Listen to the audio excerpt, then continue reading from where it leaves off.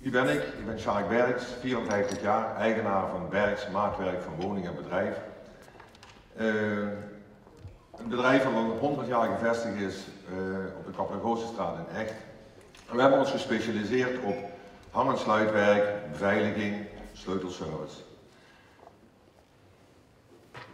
Wat wij tegen zijn gekomen in de markt is dat vooral in de zorg heel veel ouderen langer moeten thuis blijven wonen, zelfstandig moeten thuis blijven wonen. En het probleem wat daar vooral voorkomt in de extra morale zorg is dat toegang moet verschaft worden tot de woningen. En toegang, dat wordt al jarenlang gedaan door middel van het zogenaamde sleutelkastje. Helaas is de inbraakveiligheid van de sleutelkastjes gebleken dat die te onveilig zijn en dat er heel vaak in ingebroken wordt. De pers meldt er regelmatig over.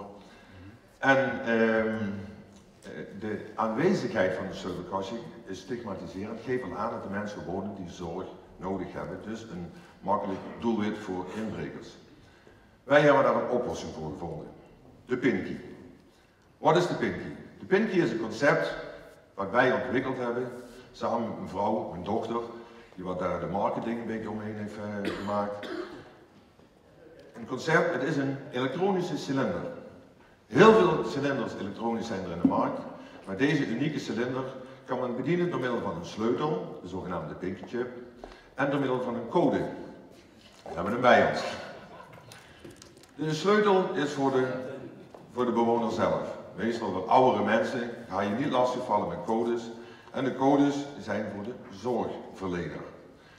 De code wordt aangegeven of doorgegeven op het moment dat iemand de zorg aan huis nodig heeft. Of de bewoner zelf wil dat aan de zorgverlener zelf doorgeven.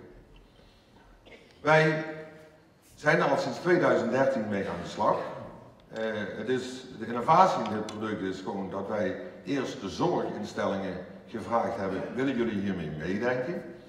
Ja, een grote zorginstelling, de zorggroep in vooral Noord-Limburg, zijn met ons daar ook in zee gegaan. Eerst hebben we geïnvesteerd in de medewerkers, want alles staat en valt ermee dat de zorgmedewerker ermee kan omgaan. En daarna zijn we de markt ingegaan.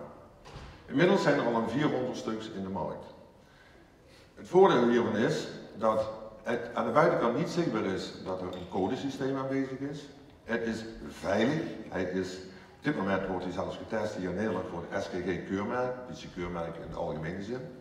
Maar het is een Duits product, het product bestaat in de markt. En het concept is, wij verkopen hem en je kan hem ook leasen. Daarnaast bieden wij een 24-uur service.